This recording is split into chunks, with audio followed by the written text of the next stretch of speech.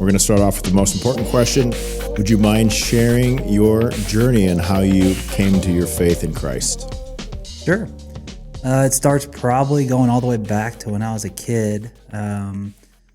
Our parents raised us in the Catholic Church. We went to church randomly, I would say. It seemed important to them. As a kid, I didn't care one bit about it. As a kid, going to Catholic Church, it just seemed like very, I don't know how to say this, ritualistic, and I didn't have any need for what that offered in my life. I didn't feel at the time. So growing up, just didn't really care for church. Anytime we went, I fought it. I was like, do I have to go? That kind of stuff. And then got into freshman year of high school. A cute girl invited me to her youth group. This cute girl became my wife, so it's all, But she invited me to her youth group. I went to her youth group, and that was the first time I'd ever seen anybody worshiping the Lord kind of with abandon. Like these are people I knew, and they had some passion for the Lord, and I'd never seen that. And so it was brand new to me. It really just got my wheels turning about what do they know that I don't know? What do they have that I don't have? How is this real for them when it's been seemed ritualistic and boring to me? Like what is different? And so I really started digging in, listening. I'd go back every week. I started listening. I got a Bible. I started reading it, just started learning. So, from that one invitation from a cute girl, I ended up meeting the Lord in my bedroom. Like in my bedroom one night, just reading the Bible and got down on my knees beside my bed. I remember it and just asked the Lord into my heart and to be the Lord of my life. And ever since then, I've been following him. So, that's kind of the origin story. Do you know how many people now have told me that it started with a woman? Girl? Oh, I know. I hear that too all the time. Isn't it? It's crazy. I mean, it almost is kind of by design, though, isn't it? Yeah. I've come to think that after hearing so many people say the same thing. I would say it's because we men or males just never grow up. Yeah. Unless we have a woman who helps us grow up. That's right. Yeah. We need it. I mean, we laugh at the stupidest things. And if it were to us, we'd just be doing basic things every day and not thinking beyond that. Right. Yeah. But then we have the other half nudging us. Yeah. All right, time to grow up. Right. I like that. Where was this? Where'd you grow up? Blue Springs, Missouri. Oh, yeah. Just east of Kansas City. Oh, yeah. So now you guys go to church all the time. What church you guys go to? So we go to Abundant Life. They have a campus in Lee Summit, and we're attending the one in Blue Springs. We grew up in Blue Springs. We live one town over in Grain Valley, so Blue Springs is very close, and we still have family in the area, so that's where we go. It's a funny story, kind of tying church and kind of my faith story. My wife and I met initially, the very first time we met was at Hall McCarter Middle School in Blue Springs. And several years later, that's where for 10 years, we attended a church that met at Hall McCarter Middle School in Blue Springs together. So that was kind of neat. The place where kind of we initially met ended up being our church home for a long time. So only God weaves those kind of fun little stories into our lives. And I think it's fun to look back and see that. So, yeah. So many of those. Yeah. There's so many of those. So then you guys have been together for how long now? Oh, why'd you ask me that? Not to put you on the spot on record. I mean, we've been married 14 years, and we dated for 8 years before that. So 22 years. Yeah. Longer, I mean, more than half my life, right? Wow. So is it now where you guys basically know what the other person's thinking? And sometimes, but not always. Yeah. Yeah. Isn't that funny? You can be with somebody that long and you still are getting to know them. Yeah. Yeah. That's very true. But I will say she always, maybe it's because I just repeat the same jokes over and over again. Oh, okay. I'll say something. She'll be like, I knew you were going to say that. You know, it's funny. Like you're not original. It's actually, me. It's not funny. It's just the truth. my wife doesn't think I'm funny at all. Yeah, that's right. Other people do sometimes, but for some reason, I mean, she just looks at me like, and my daughter laughs, but then my wife is just like, doesn't even respond.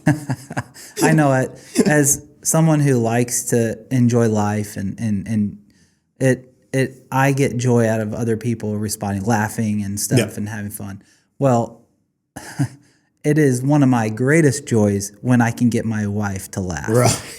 It doesn't happen often, and so that's why I think I love it so much, is because it's so rare. So, yes, and it almost becomes our life mission. Yes, is trying to get a reaction out of the wife. It feels that way sometimes. Yeah. So now let's get down to business.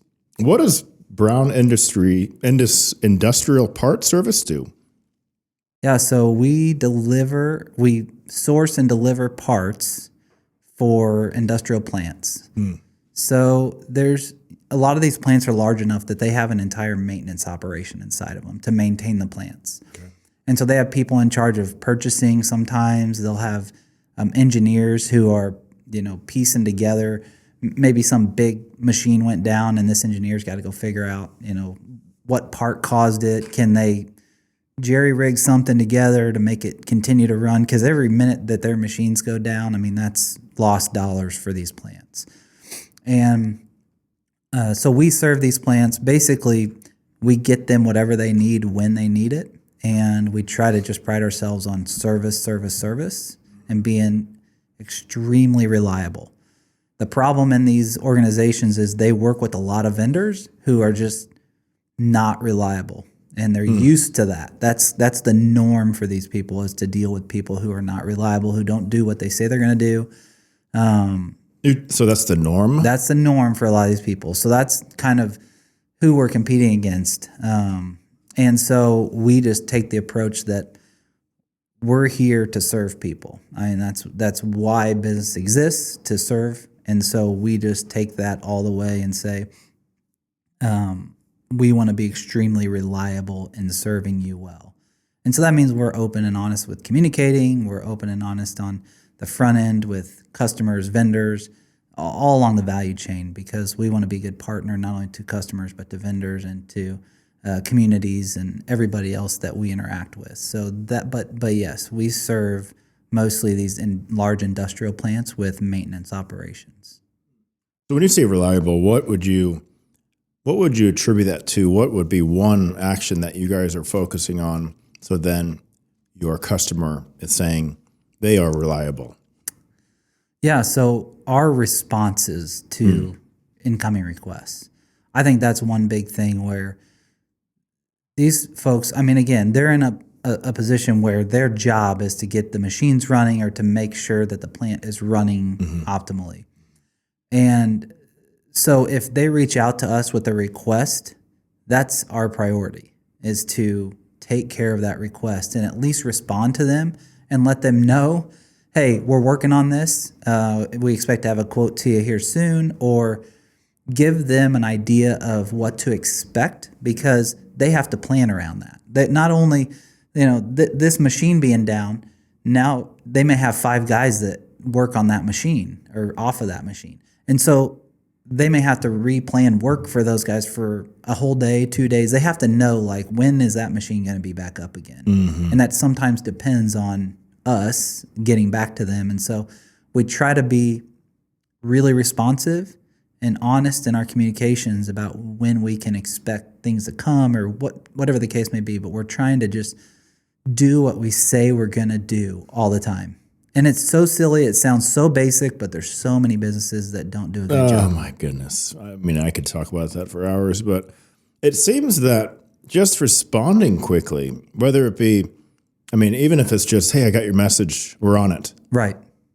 It seems that is missing with a lot of businesses as well. Yeah. And I think, even me included, I think sometimes we get wrapped up into forming the perfect message that we don't respond immediately. Yeah. So we wait forever, and then 5 days goes by, which reminds me I didn't respond to an email that I was supposed to this morning.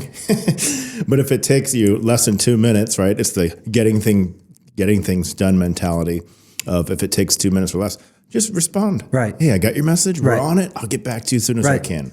Yeah. And what I love about this particular business is, I don't come from a blue collar background, but everybody that works in this business is very blue collar. And so it's funny because they don't think about or care about crafting the perfect email response. Yes. It's just simple. I mean, for them, it's like, let's just respond. And Right. it's not hard. It's, we're on this, or simple stuff, or got it, we're working on this. It's not, they don't think too hard about what to say, Yeah. So speaking of backgrounds, what did your dad do, or what did he do? My dad is he's been in different roles. He worked for AT&T growing up, so he kind of had I think he worked as a manager in the call center, so just kind of a corporate job. And man, he was very focused on family. Work was a secondary thing. Family was very important to him, and so he would make sure to be at everything that we had going on.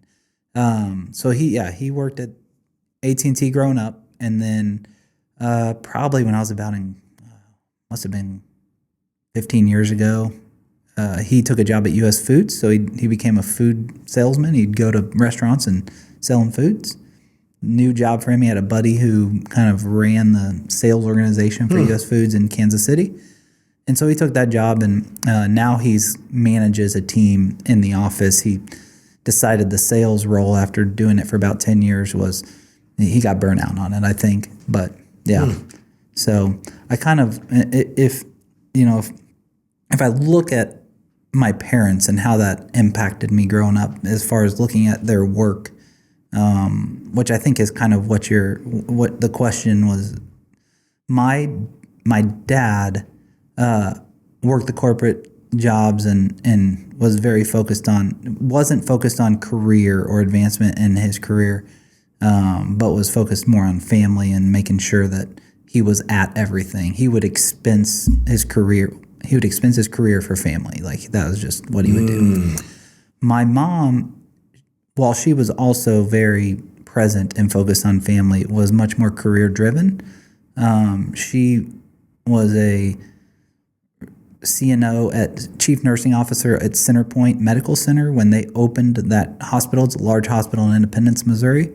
Wow. And then she worked at, I can't remember the name of the hospital. It's in Warrensburg. The hospital in Warrensburg. She became the CEO there for several years. Then she went to Cerner after that, and she's been in Cerner in a director type role for a while. So she is very much more career driven than my dad growing up. And I think when I think about it, I've thought about this before actually. I got a little bit of both of them, and I think it's maybe the best of both, because I really don't. Yeah, I want to do the best with what God has given me, as far as from a career and talents and skills perspective. But my primary ministry, if you will, is at home. I want to, if I succeed, go to the moon and back in my career, but I fail at home, I think I failed. Yep. And that's really, for me, I have to make that kind of balance work. But I tend to focus more on family than career, if you get down to it. That's such a tough endeavor, isn't it? Yes. I personally struggle with that a lot. I mean, a lot. Yeah. Even when I'm home, I'm thinking about work. I'm sometimes working. Yep. Okay, maybe not sometimes, a lot of times working. And it's such a good reminder that you provide of, we're all gonna go, and while you're on your deathbed, you're not gonna think, well, I should have sent that email. Wish I would have worked more. Right. So now I have to ask, why did you decide to purchase this business? Okay, so we're gonna go on a little journey here, because it's gonna go back a little bit. So I started out in the financial services industry out of college. Got my degree in financial management and went into that world. Kind of climbing the career ladder, if you will, of trying to become a portfolio manager on a mutual fund. So that was kind of the career goal early on. So I went through the paces to try to do that, and ultimately ended up at a firm doing that, managing portfolios, and I was enjoying the work that I was doing and challenged. Got to look at tons of different businesses. Now, these are publicly traded companies that were for sale. But I started learning about this concept called biblically responsible investing. And it's got different names like faith-driven investing, and ethical investing. There's all kinds of names out there for it, but the term for it at the time when I learned about it was biblically responsible investing. And what it meant, or what it was this way to, it starts with this foundational principle that God owns everything. Yeah. So the earth is the Lord's and everything in it. God owns it all. So if we start with that foundation, now we're looking at, okay, so this money, this capital, this wealth that is in my hands is not mine, it's the Lord's. Okay, so now when I invest it, when I go out and buy a share of a stock, now that is an ownership position in a company. So I'm using God's money to buy shares of a company, an ownership stake in a company. What does that company do? And is it harming people for the sake of profit?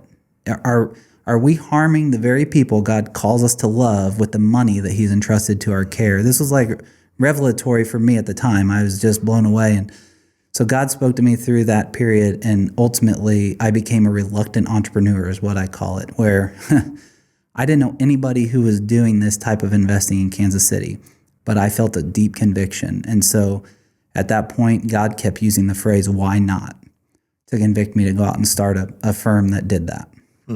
And so that would have been 8 years ago, that I started a firm that was doing biblically responsible investing. And then about 2 years into that, I met an advisor in Kansas City who was looking for biblically responsible investing for his practice, but couldn't find a good way to implement it.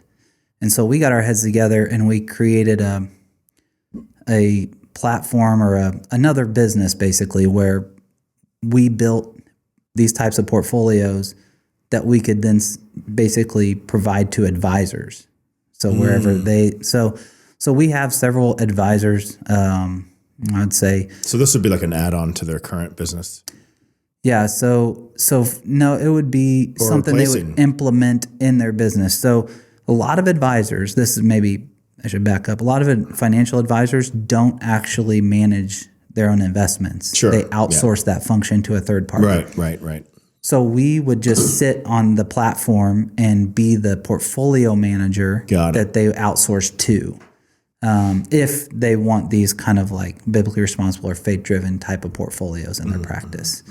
And we've just seen an explosion of demand for that kind of thing as people become more and more, advisors specifically become more and more educated about it. And there's been an explosion of products and stuff that have come to the market to where we can build really high quality institutional grade portfolios. So again, that's my background. So we built this business doing that. So I had my own financial planning business. Then I had this portfolio management business. These are two separate businesses. So the first one's more customer facing, the other one's more behind the scenes, and you're actually managing them. Yes. So I would say the first one is like a direct to consumer type business, Right. And the second one's a business to business, B2B. So, so what I ended up doing was kind of moving all of my customers or clients under my customer facing side to under my partner. My business partner owned I'll back up. Bright Portfolios is the name of the B2B business. Right. Okay. So my business partner in Bright Portfolios also owned a registered investment advisory firm where he had a lot of clients through there and had a whole business and process built around that. Yep. I was a solo practitioner with my financial planning business. So I ended up moving all those people under his registered investment advisory firm. So I no longer had that business on my own, and we were 50-50 in Bright Portfolios. And so that piece of it was where I was spending most of my time. But, the way that we're building portfolios, I had some extra time. I had some time. I was sitting there kind of figuring out, God, what do you have next for me? And how long does it take to What is the time requirement on a day-to-day basis to, for example, manage a portfolio? Depends on how deep. So here's the way we do it and why it doesn't take as much time. We manage the portfolio using mutual funds and ETFs. Okay. Yep. So yep. we're the mutual fund manager, and the ETF manager is the one that's actually going out and doing the individual research on the individual stocks. Right. So they got to know their companies really well. So then you're taking those mutual funds and ETFs and you're vetting basically the company who's putting all those together. And if they're vouching for them, or obviously you probably look at the companies too. We screen through the entire thing, but we want values alignment. So if this mutual fund manager, ETF manager aligns with the same values and we trust their process, now we just have to piece together the portfolio. And that's a matter of just saying, okay, you guys have a really good mid-cap offering that we can slot into our portfolios. And so we kind of pick and choose the best of each different manager to slot into the portfolio to make up the kind of best-in-class portfolio, if you will. So, are there any large cap companies that you would put in any of your portfolios? Yeah. Yep. So just generally speaking, if you were to screen the S&P 500, which is the 500 largest companies in the U.S., you would get a little less than half of them would come through our screens. So those are kind of what we would call investable. And what are the basic, just what's the overview of your requirements? Yeah, so we have this, oh gosh, you're putting me on the spot here. Or even a couple, you don't have to give me all we of them. just came up with a really cool framework, and it is called the value framework. Valuing the dignity of all people.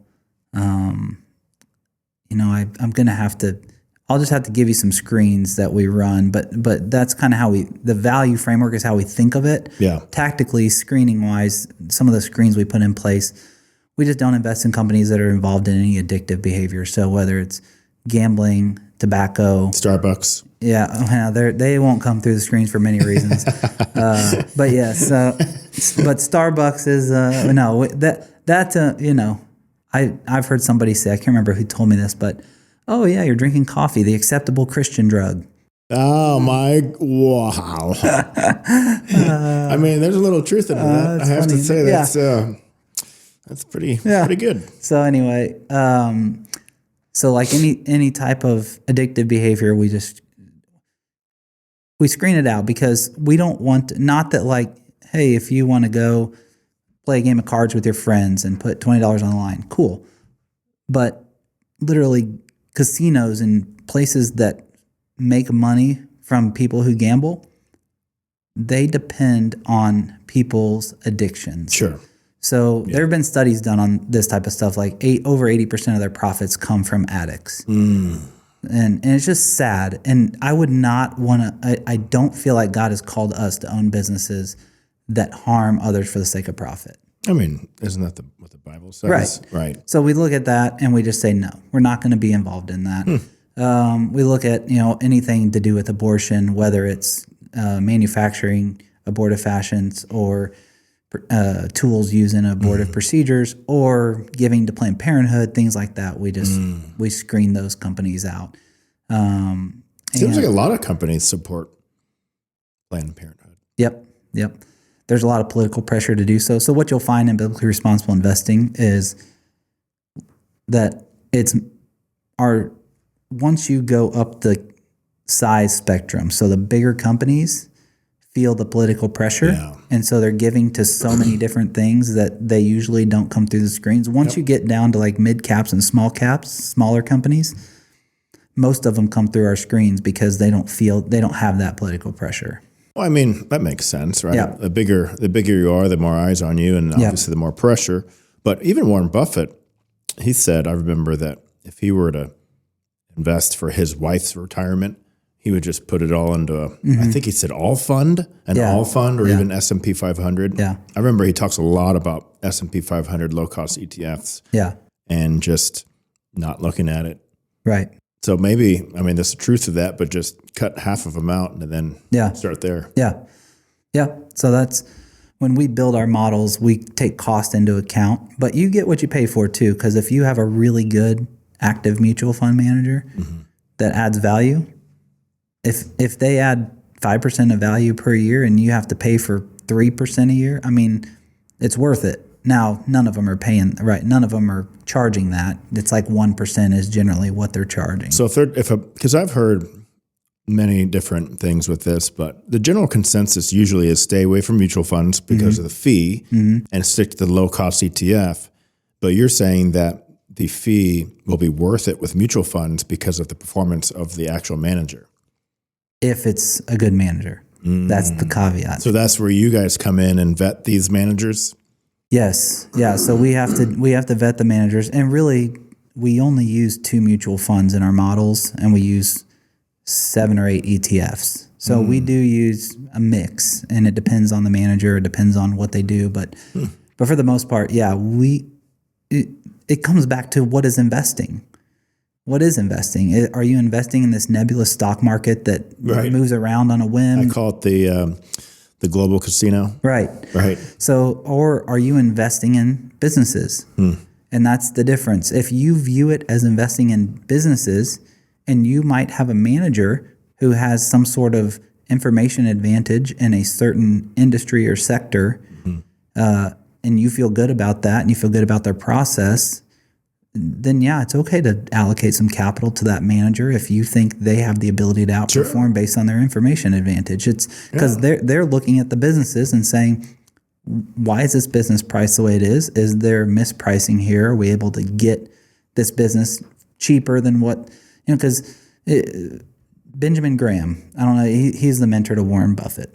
And you go back and read some of his books and stuff, and this is so interesting. He looks at the market, and he said, pretend like it's just a manic depressive person that comes to you every single day. You own a business, an operating business, okay? Yep. And this manic depressive comes to your door every day and says, hey, I'm willing to buy shares of your business for this much money.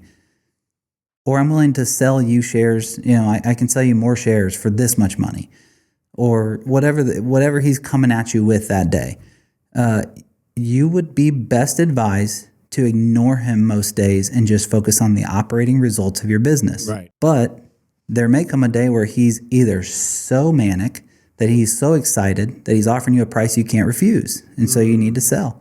Or there may come a day when he's wanting to sell you shares at a price that this business is worth way more than this. Why would you do? Because he's depressed. The sky is falling everywhere else. He's scared, and so you would buy. So you have to look at it that way. It's you're owning operating businesses, and the market's going to give you a price every single day on those businesses, and it's up to you to decide, is it smart to hold, buy, or sell? Right. And you just have to make those decisions based on your knowledge of the underlying business. So that's how I look at investing. That's how a lot of mutual fund managers look at investing. But a lot of people who try to play the market, they don't look at investing that way. What's the statistics on that? I've read this before. It's like 95% of them can't beat the market. Yeah, it's something like that. Yeah, I mean it's probably higher if we're talking about day traders. I mean that's tough to be good at that over a long period of time. Right.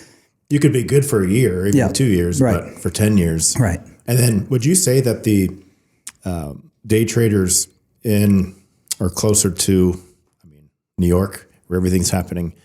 Like if they're closer to the data, do they have an advantage? Wall Street? There's this concept called high frequency trading. And these guys, they make money on like these little tiny pennies on the dollar kind of difference between the bid and the ask. And so there's like a technology advantage for that to be closer there, but no, otherwise I think just like Buffett's in Omaha, right? Good point. If you think about if you think about investing from the perspective of a business owner, you're probably better off being further away from those financial centers, in my opinion. Less influence. Right. Yeah. Interesting. So going back, so then you started this business, which, by the way, I almost forgot. What fee do you guys charge for Brett portfolios? So we're on different platforms, and so usually our fee is 20 basis points, so 0.2%. Oh, wow. Is what we charge for that. But then, depending on what platform we're on, the platform might have a fee that the advisor. So the advisor's paying this. So we're only available through advisors. So it's B2B. I see. So someone, let's say you've got, you go to your advisor and say, hey, I really want to invest. I've had this conversation with people before. I really want to invest. I've been convicted about biblically responsible investing. I want to invest that way. Your advisor may or may not have an option available. Most don't. And so those advisors will sometimes contact us and say, hey, I've got some clients expressing interest. Can you make your portfolios available on our platform? And then we have to go through the B2B process with their platform to see if we can get on there. And so it's through advisors, and we're only available on 4 platforms right now. And each platform has hundreds of advisors. So there's a lot of ways to kind of get, distribution for these types of portfolios. But it is pretty just anybody off the street couldn't go get our portfolios unless they were going through one of those advisors. Oh, so when you say platform, are you talking like Edward Jones and? Sort of, yeah. So again, a lot of advisors outsource their investment management function. I see. They also outsource a lot of the back office stuff. So there are these platforms out there called turnkey asset management providers or platforms. Wow. And so these are TAMPs in the financial world, and they provide the entire technology, billing, all the back office functions that an advisory office would need. Yep. These guys provide all that. Makes sense. So what we do is we just they have several portfolio options available on their menu. We just bolt ours on to the menu. We're just another option on the menu.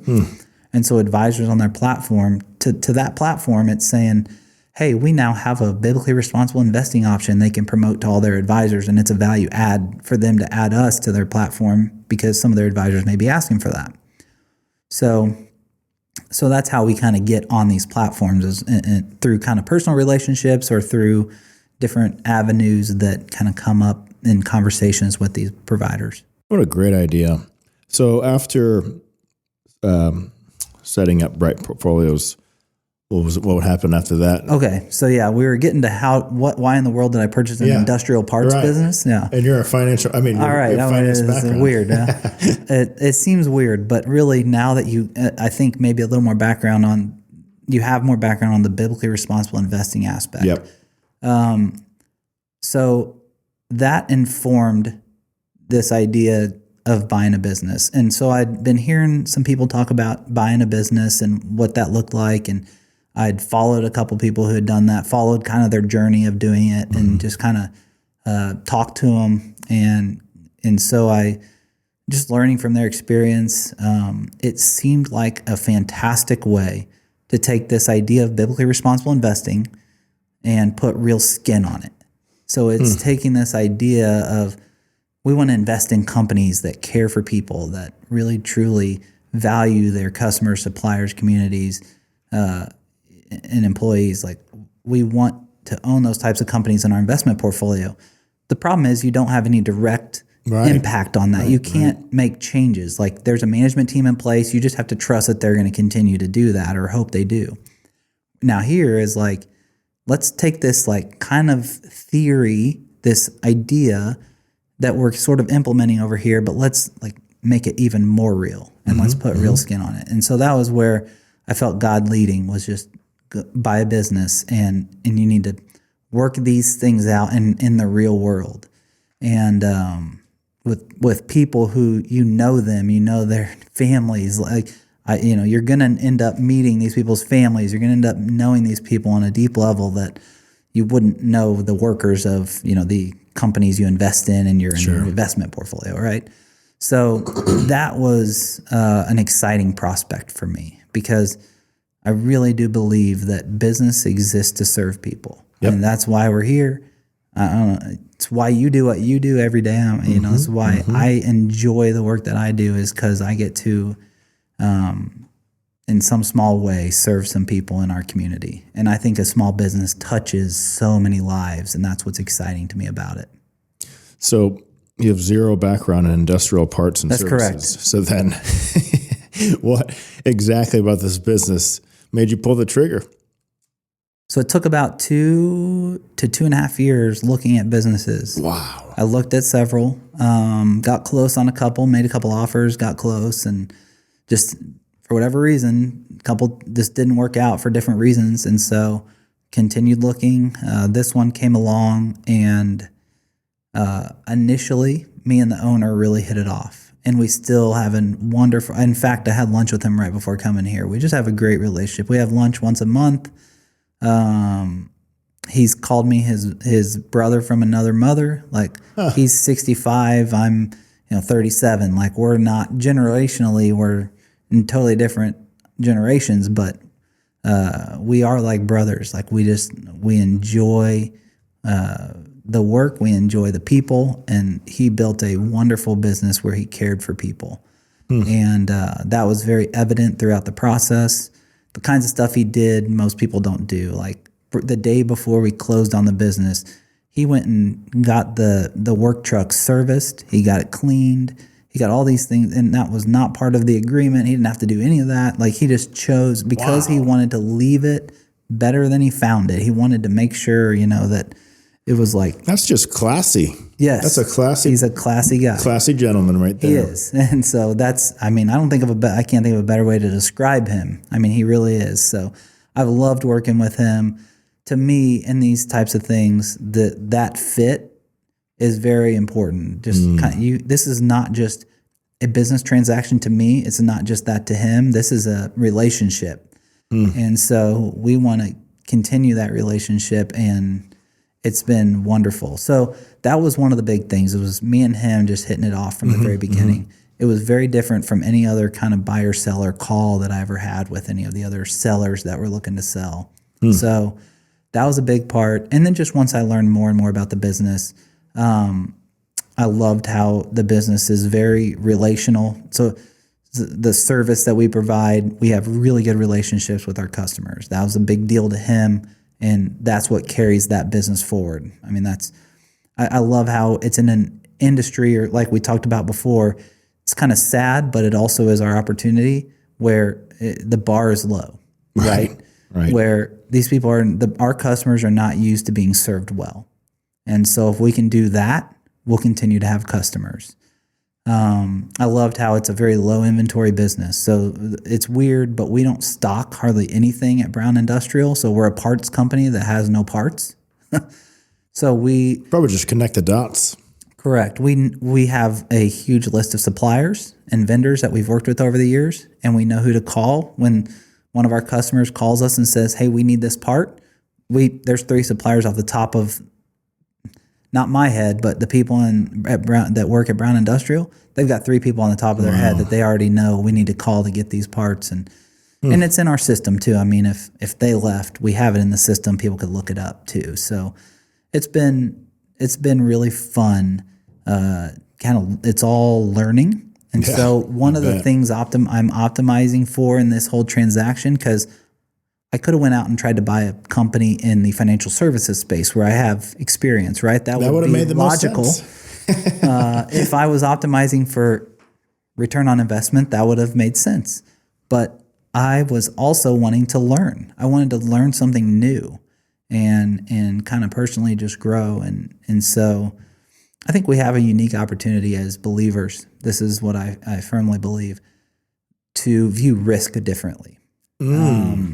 So this is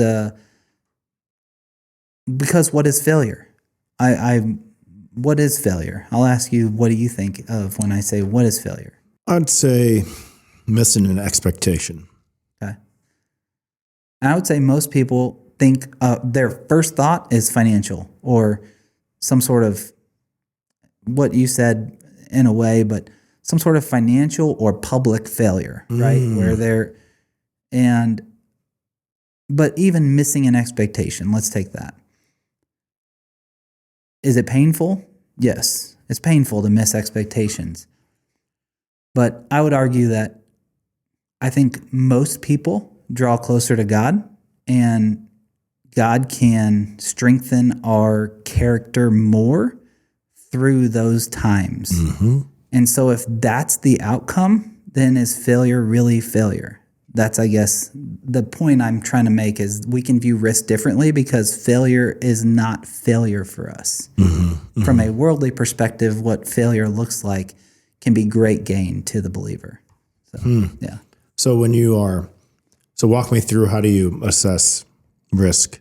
Because you're obviously somebody who is willing to put a lot of money out there for something that you think is going to pan out. So what are kind of the basic steps you take with assessing that risk, whether it be purchasing property or purchasing a business or investing in a new business or whatever it may be? What are you thinking? What's going on in your head when you do that? Yeah, so there's a couple things I think about, and right or wrong, this is just where my brain initially goes, right? One is, if this fails by the world standards, would it be catastrophic to me and my family? That's one thing. There's this, take risks, but risks that you can survive. Sure. Yeah. And so I think about that. Again, I'm not sure that's the right way to think about it, but that's where my brain first Makes goes. sense to me. Yeah. Yep. And so that's one thing. The other thing, I understand. I think there's an extreme amount of privilege as well that I'm coming from here, because I know for a fact I have so much family support that if everything fell apart, I know my family is not going to be sleeping on the street, right? And not everybody can say that, when they take risks. So I guess take what I say with a grain of salt, because that is very true in my situation, that I know we've got plenty of family who would take us in if if the wheels completely fell off, right? So again, just kind of making the most of what God has entrusted to us and understanding that privilege is there and trying to make the most of that for the kingdom of God. That's what I think my mandate is to go out and make the most of what God has entrusted to my care for His glory and His kingdom. So is there anything you guys are doing that would be specifically related to furthering God's kingdom in Brown and Industrial? Yeah, so I think about this very differently maybe than a lot of people do, but I actually think business in general is a way to bring about the kingdom. Sure. So, actually, when I went out to search for a business, I kind of spun up a little LLC that was going to be the purchasing entity, and I called it Avalome. And Avalome was a mashup of two Hebrew words. One is avodah, which means the Hebrew words are kind of fun because they have multiple meanings kind of wrapped into one word. And so avodah means work, service, and worship. It's very interesting, those three things in one word, right? We don't usually think of worship when we think about our work. Right. So it's a very interesting word. I love that word because I think work is worship when looked at, right. So, but the other is shalom. And we kind of know that as kind of the greeting, like shalom, shalom, hey. But it means peace, flourishing, and delight. And so I love this idea that when viewed properly, our work can be a means of bringing about flourishing and delight in our communities as we work as if working to the Lord and serving others, then that brings about flourishing in our communities. So that's how I view business and the work that we do. So practically speaking, I think it makes sense to start with the employees because everything kind of flows from there. So if we take really good care of our people, this kind of virtuous cycle kind of happens. Take really good care of people in whatever way you see fit within your business, right? Some businesses do that differently, but take good care of people. They take good care of the customers, and then the customers take good care of the company. This just simple virtuous cycle that happens, and then the company can continue to take good care of the employees. So that's kind of how I simply in my mind kind of think about doing it. And so some practical things that at Brown that we've done, I've made sure everybody is paid. We've changed some pay stuff with Brown, with people in Brown to make sure people are paid. Not that they were paid unfairly, but partly you're coming in as a new guy, and none of these people know you. Yeah, and so you don't know who's going to stay, who's going to go. You start to get to know people, and you start to see how much they're paid, and understand. And so I just kind of felt like there were some, the scales weren't right a little bit. So made some changes there to make sure people were paid appropriately. And there's Ryan, who was in Brown. So I'll back up real quick. I was planning to run Brown Industrial for like 3 to 5 years as the main operator. Right. And then maybe bring in somebody to operate it and maybe go buy another business. Like in my mind, that was the plan. That was kind of the vision. God had somebody in the business, his name's Ryan, who wanted to buy and run the business. And so over time, I learned that about Ryan. We got to talking, and so Ryan is now it's not official yet, but we're acting as if, and we'll make it official this year, he is a part owner of the business. And 50-50 is what we're talking. And then his pay is commensurate with someone who is running the day-to-day of the business. So we bumped up his pay quite a bit and made sure he was, invested in the business, because that's what he wanted. And I came into this with open hands, like, Lord, this is what I think this will look like, but it's yours, it's not mine. So the fact that Ryan was there and wanted to be a part of it, and to me, that was God saying, you said you've got open hands, let's see. And so providing him with a path to be able to be an owner without really a buy-in was really, really fun for us to kind of talk through and work through. And we're still working out details, but that's been just a fun way to bless him. And now he's a part of other stuff that might come down the road too. So it's just been a blast to kind of get to invest in people over the last, it's been about 1.5 years since I bought the business. So the first year you're really active in the business, right? Correct. Yeah. And that was by design. So I mean, I thought it would be longer, but I was active in the business for the first 10 months. Day to day, I was in the business. I was learning the ropes. I had to transition the business from the previous owner. And I knew I wanted to do that. I wanted to be involved in the day to day again, I was optimizing for learning. And so I wanted to be able to learn. I wanted to kind of understand how this business works. So I did it for 10 months. About at the end of, let's call it 8 months, I bought the business June 1st of 2021. By December of that year, I had learned, me and Ryan had begun those conversations where, listen, you want to run the day-to-day, and I want you to run the day. Like, I don't want to run the day-to-day of this forever. That was never the plan. This just accelerates things, but good, let's figure this out. And so by April, we had worked it out to where he's now running the day-to-day of the business. I moved my office from the business to my home office, and now I just take care of some administrative kind of functions within the business, but let Ryan kind of take care of the day-to-day. So you found a win-win. Yes. For both of you. That's what's fun, yes. Right? When you can find win-wins that totally bless people, it's just like, there's nothing better. And that to me is that bringing about shalom within our communities is finding those situations and really like leaning into them, so. I'm curious. So when you purchased the business, did that include property? No. So the building wasn't included. So you're leasing still. Yep. The business is leasing now. Yep. So then you're really purchasing the brand, and you're purchasing the buying habits of their current customers. Book of business, basically. Right. Customer relationships, you could say. The scary thing about it was that Andy, the guy I bought it from, was a very relational guy, and he was the face of the business. Interesting. So that's very interesting. The thought or the fear, I guess, that I sometimes had going into it, once Andy's gone, are these people going to stop buying? Because so what happened? They buy from Andy. Right. Do they buy from Brown or do they buy from Andy? So what'd that transition look like? So that was interesting. I knew I was not the guy to be the face of the business. I was not the guy to go. Why did you know that?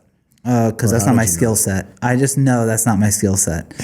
And in all along, even before having these conversations with Ryan, I knew that was his skill set, and Andy knew that was his skill set. That's great. And so he was going to be the face and the sales guy anyway.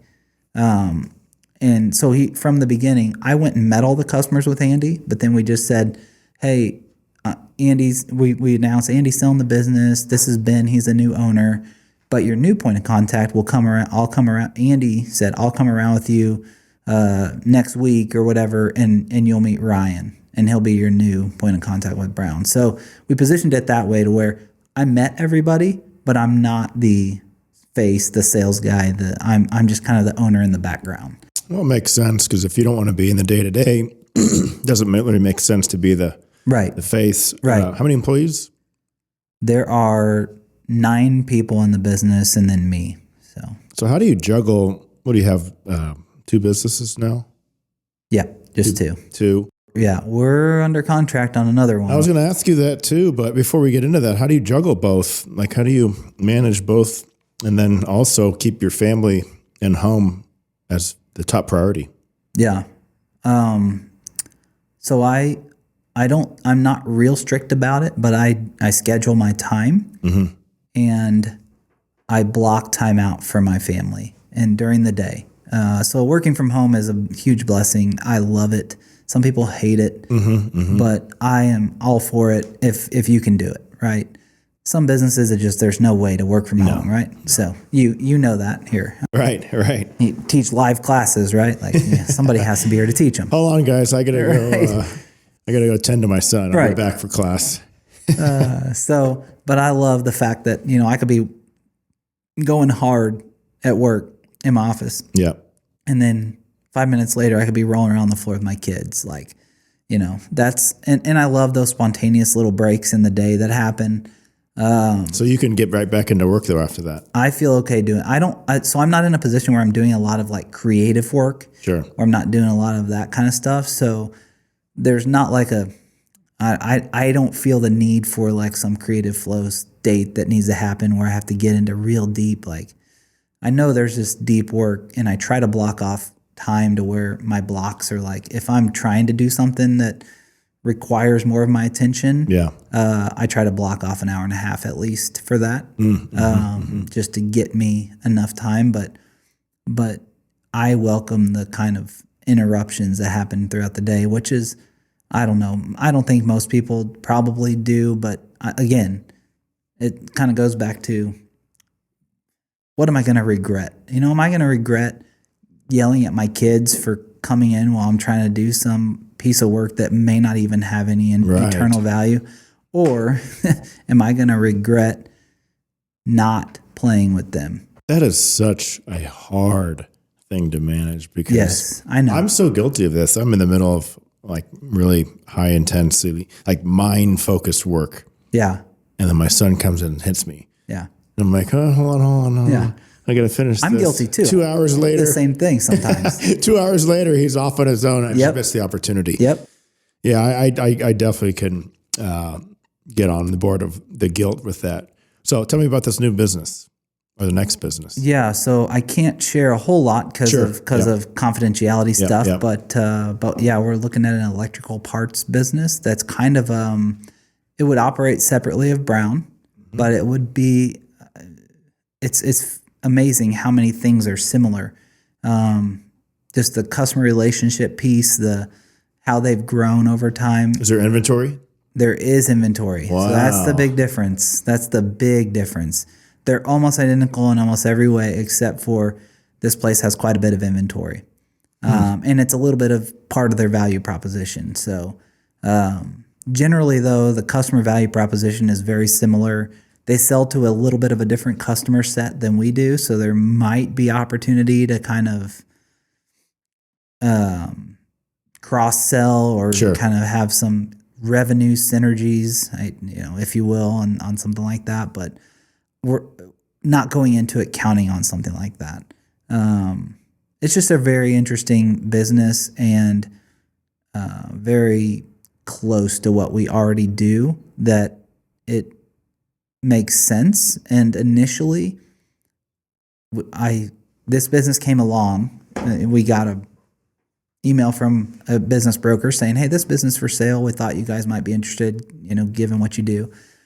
And I looked at it, and we had so much other stuff. We're trying to buy the building for Brown Industrial Park. Ah, okay. We got other stuff going on, and it just seemed like timing. Wait, you're trying to buy the building right now? We're under contract on our building for Brown Industrial, but with this new deal we have under contract, we've kind of pushed that. We've asked the building owner if he's willing to push it, and he is. So that's on the back burner. Hopefully you're getting a good rate. Yeah, I know, now. Right? Yeah. Goodness, that's scary. It's tough. That scares me even hearing about that. Yeah. Anyway, it's kind of, you kind of go back and forth in your brain. Like, okay, so if I don't buy the building, he's going to sell it. And then who's going to buy it? And are they going to jack our rent? You miss the opportunity. Right. And what, so would we rather refinance anyways? Right. Would we rather kind of control our costs in this building, or is somebody else going to come in and jack our rent costs? Either way, I mean, just buying property, you're, in the long run, you're always going to be ahead. Even if the rate's super high. Right. Especially if we're paying rent on it, right? Already. Yeah. So I think, we've decided to do it. It's just a matter of timing now with this other thing happening. But with all that, when the broker sent this thing along, we just said, it looks great, but no thanks. I think this is too much for us to chew at this time. Like we'd be biting off more than we can chew. And so I'll let it sit. And then I can't remember if it was my brother-in-law or somebody. My brother-in-law is interested in buying a business as well, and kind of has talked to me about it. And he sent that one to me. And he was like, have you guys looked at this? And so it just made me take a second look. It made me kind of think harder about it. And so like, okay, we'll schedule a call. We'll just, here's how I kind of approach these things. Lord, I'm going to take the next step I think you're calling me to take. And then if you want me to keep going, just don't put up a red light. If I see a red light, if there's something where I feel the Holy Spirit saying just stop, then it's stop. But until then, just keep taking that next step. I love how specific that prayer was, because it says, you said, just, I'll keep going until you give me a red flag. Yeah. And so that's because you can get overwhelmed when you think about like all the stuff that has to be done and all the things that go into it. And like it could cause paralysis. So it's kind of like, we'll take the next step. And it's much less overwhelming for me to think about. It's just like, I'm going to follow the Lord through this. I'm not going to think about all the things that I think I have to do, because that's just worry for worry's sake. Like a lot of this may not come true, right? So why worry about something that may never come true? Just take the next step. And then if the Lord says stop, we'll stop. If he doesn't, we'll just keep taking that next step. And so that's kind of what's happened throughout this process, is we just haven't seen the red light yet.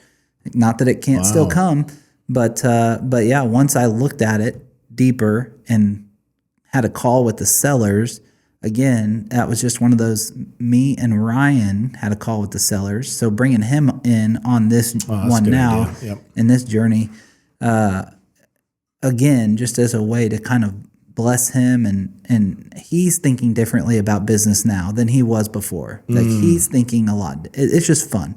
So after we got off the call with them, he was so excited. I thought it was a great call. Like it was just, based on, it was weird. The things they said on that call were almost like they listened to or read a transcript of the first call I had with Andy Brown of Brown Industrial, because they said a lot of the same exact things. So when you're looking at a business, how much do the financials, so the profit loss and then the balance sheet, how much percent of that is weighed into your decision compared to maybe their potential, the brand, maybe in your head, the vision of how much you could grow it once you take control of it? I would say the financials, maybe not the most important, but they're the majority of what I look at. So they're probably... And what track record are you looking, like how many years do you want to see a good performance for the financials? So I like to see a company that's been in business for at least 10 years. Okay. Or more, right? Why is that? There's just some longevity to it. They've proven that, there's some value proposition they have that has lasted for at least 10 years. And then I like to see stable and steady revenue and cash flow. So those are the things that I, and there's lots that goes into that, but just generally speaking, I'm not looking for some high growing companies that grow fast. Sometimes, well, almost in every company that grows fast, things break, right? I love that.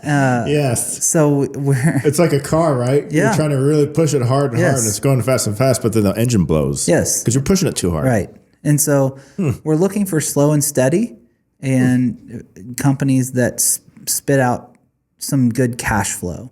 Because that's something that a bank will look at and lend on. Right. And that's something that, obviously we're going to be looking at the cash flow of the business because the way I think about it is this. Because a lot of people like to think of scale. Okay, scale's great. Here's what's interesting, I think. So there's a corner bait shop by a lake, right? And this is not for me. This is from some other, I'm just reusing something I've heard, but this is so resonates with me. Corner bait shop. There's no way they can, their value proposition is that there's a lake next to them, right? Yes. So they can't scale that. Like you can't have 50 locations around the lake. Let's go build a lake over here next to Quick Trip. So, I mean, you could try to get locations, but generally speaking, like they're just going to spit off a little bit of cash flow every year. Yep. And that's just what they're going to do. They're not going to grow. Sure. Unless that lake is growing or sometime. But generally speaking, it's going to be a stable business that spits off cash flow that can't scale. Lots of people hate those. I don't mind them because here's why. Because that business can generate some cash flow. And then if you're someone like me who thinks about all these different types of businesses, you don't have to scale that business. You can take that cash flow and go buy potentially another business with that cash flow. And you kind of grow that way and diversify your risk a little bit. And you don't have to, it's interesting because you're looking at businesses that other people aren't looking at because people don't like them. And so boring is good. Stable, steady cash flow is good. Like all these types of things that, I've heard somebody say it this way. Basically, if you went up to someone at a cocktail party and they asked you what you did, if you're embarrassed to say it, that means it's probably a good business. There's so much truth in that. Yeah, I sell toilet cakes. Right. Yeah. But I also have 50% margin. Yes, exactly. See, so it's a funny way to look at it, but just generally speaking, like small, steady cash flow is not a bad thing. Sure. So up until now, what's been the most painful lesson you've had to learn as an entrepreneur? First one that comes to mind. I don't know if it's painful, but just generally speaking, I used to set goals and have these visions of and here's the deal. My visions have never become a reality. And so I stopped. It's Wait, that. why is that? Why are they not? I must are not. they too big? I must not be very good at this vision thing. No, I think of things one way, and God has different plans. Yeah, and so amen to that. I can tell you when I was that reluctant entrepreneur who started my little biblically responsible investing shop. Mm-hmm. I thought my vision long term was to build up a nice client base and work with really awesome families that cared about, being a good steward and doing that in the long run. And I'm so far from that now, but I'm having a blast. And so God takes our little visions, that at least mine, and he makes them so much better and more suited to who we are. So I'm now convinced that I just need to do what I said before. Just take that next step, keep following the Lord in that next step, and letting him kind of lead the way and not try to dictate what's going to happen by these visions and driving toward these visions. Because my personality is, if I have a vision or a goal in front of me, I'm going to be blinded to everything happening around me. Oh my goodness. Because I need to hit that, whatever that is. Kind of like you said, failure is not meeting an expectation. And I feel that when I have that in front of me. Not to say that people who set goals or do that, it's just not right for me, because I am so focused on that thing that I can't enjoy life along the way. Yep. So I think I've learned that about myself over time through this entrepreneurial journey. Amen to that. So other than the Bible, what's the first book that comes to mind that's been most impactful for your journey up until today? Can I give you two? Sure. Is that allowed? Of course. So one of my favorite books is Every Good Endeavor by Tim Keller. Mm-hmm. It's about how we can connect our work to God's work, no matter what we do. And it's a really, really good book that really it uses scripture to make the point that we can. I love that. We can, like we talked about before, that work is worship. And so that book was instrumental because back before I did this thing that every kind of Christian business person, entrepreneur does. When I was in the business world and working corporate world, I was like, am I doing what God wants me to do, or do I need to quit my job and go into vocational ministry, be a pastor, a missionary or something?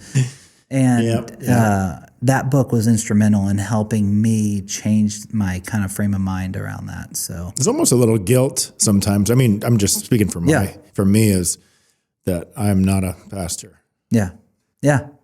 But like, you are. That's what it says. But we are Monday through Saturday. Yes. Or Monday through Friday because there's right. And then we have our actual pastors on Saturday and Sunday. Yes. Your work is a ministry, and it's just a matter of changing your mindset to view your work as a service to others.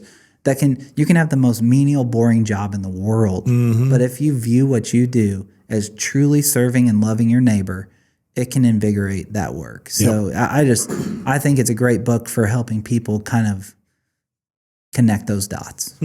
Second book? Second one is called Salvaged.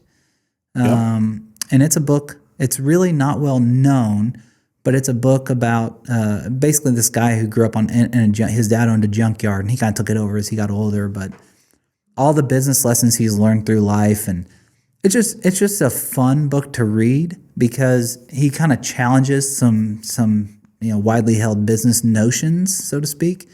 Like Jim Collins' Good to Great. He talks about getting the right people in the right seats on your bus and all this stuff, and that's great. This guy basically says, I'm not saying that's wrong, but what if our job should be to really truly care for the people that are already on our bus? Oh my goodness, that's so good. We should be more concerned about those people's flourishing 10 years from now than we are about our business results. Not saying the business doesn't need to make money and profit and all this stuff. He goes into all this, but basically, shouldn't we be more concerned about the welfare of the people on our bus than, so it goes against, and it does make you think. I'm not saying I agree with all of his kind of things, but it's a great book to just make you think through some things and as an entrepreneur and business leader. So I think you might have gave that to me. Yeah, I probably did. It's one of my favorites. I buy them in bulk and hand them out. How many books do you read per year, you think?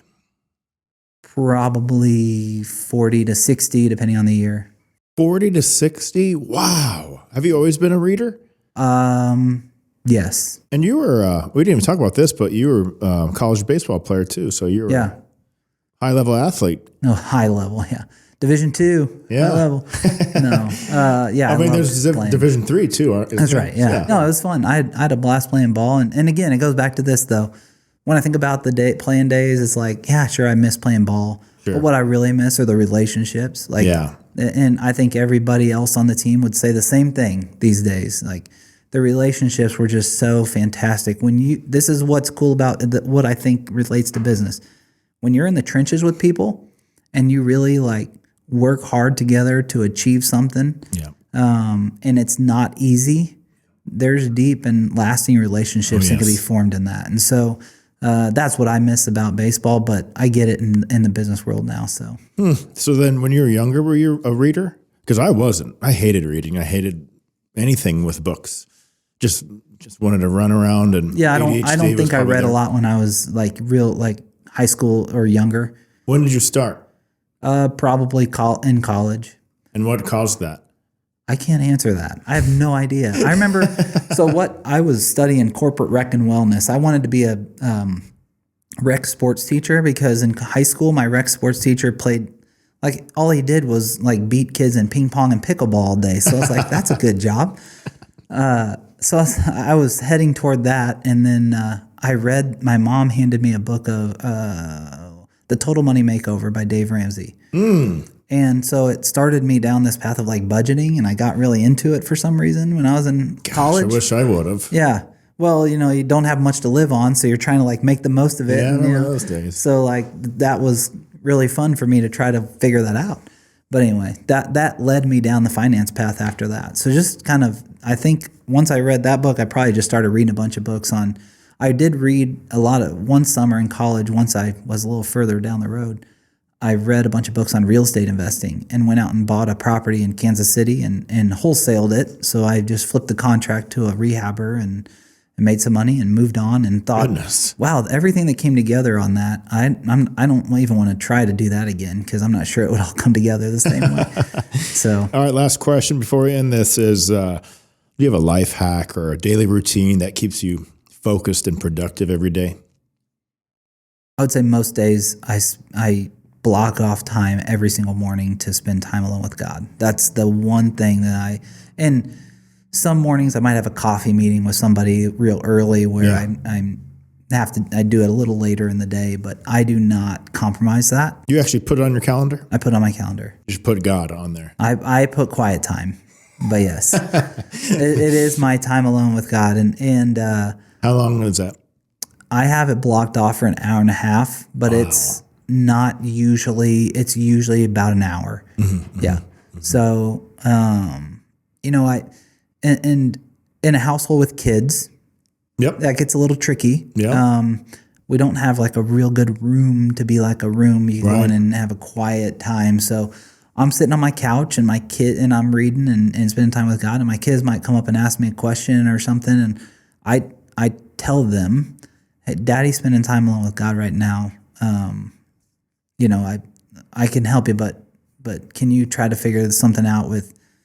Ask your brother to help you next time, or so they kind of now they know, right? Like when I'm spending time alone with God, try not to interrupt Dad. And we've also started implementing a couple weeks ago. Actually, we just started this, doing quiet time as a family.